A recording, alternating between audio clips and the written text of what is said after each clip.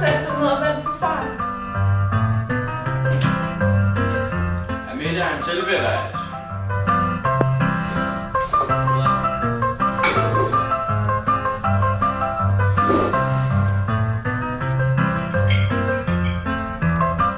Yvonne, sovsen er for tynd, kartoflerne er for smuldrede og kødet for salt. Alle de år, jeg har forsørget denne familie, har du endnu ikke lært at konkurrere, Yvonne. Det er for dårligt. Tag dig sammen, kvindemenneske.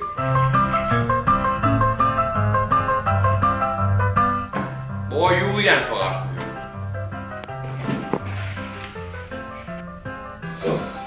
Julian! Hvad jeg kan fortælle dig om din sløse tøjbeklædning og passe madtiderne? Ja, dengang arbejdede drengene dag ud og dag ind, ofte som skomager her.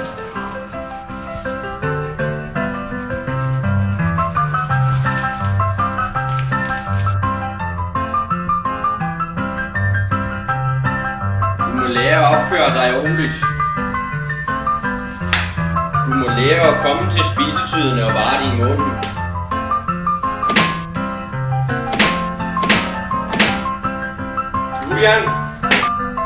Julian for Silvan.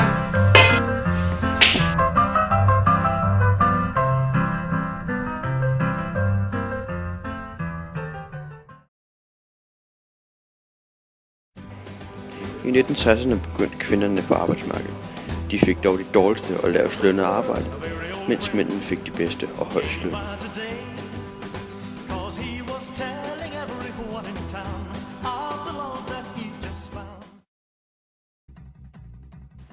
Mor, kommer der fucking cola?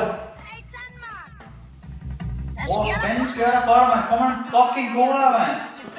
Luk røven og hent din cola selv. Mor, for helvede, kommer der fucking cola? Ja, kommer nu. Så kraften også på tiden, så kan de ikke have du bare. Så kommer der en lektie.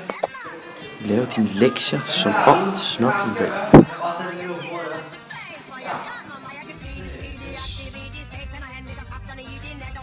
Jamen Hector, kunne du ikke bare prøve at lave det selv? Idiot! Gennem tiden er børn blevet mere og mere forkerte. De har fået præcis, hvad de peger på og lidt til. Hector her er det perfekte eksempel. Hele folket blev til grin fra den dag, da de besatte den. Nu er det værre end det vilde vest, det kunne vi have fortalt dem. Så giver de ungdomshuset væk til en fanatisk. Hør Hector, vi vil gerne snakke lidt med dig omkring flytning. Du er 25 nu. Vi synes måske, at det blev tid til, at du skulle finde dit eget sted, hvis du står.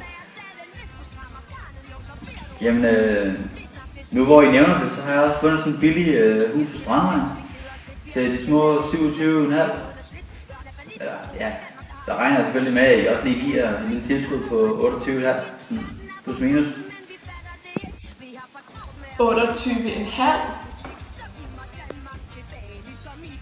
Ja, 28,5. Jeg ved godt, det er en million mere end huset koster, men jeg skal jo lige bruge nogle penge til indflyttesten jo.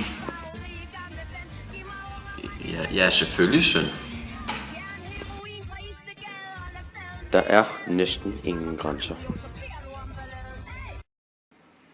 Børnene sad pænt ordentligt og spiste i 1900-tallet med ret ryg. Og lige sådan i 30'erne. I 1960 sad man dog lidt mere afslappet, men stadig pænt. Op igennem 80'erne, 90'erne og starten af 2000 stoppede det dog. Og nu om dagen sidder man for at sige livet ubehøvlet. Ja. Nu er det værre end det vilde vest, det kunne vi have fortalt dem. Så giver de ungdomshuset væk til en fanatisk sæk med et kors i røven. Hvor er det frækt, giv mig mit land tilbage, ligesom i de gamle dage. Giv mig frisindet igen, der lurer under byens tag. Giv mig København igen, min farverige gamle ven. Giv mig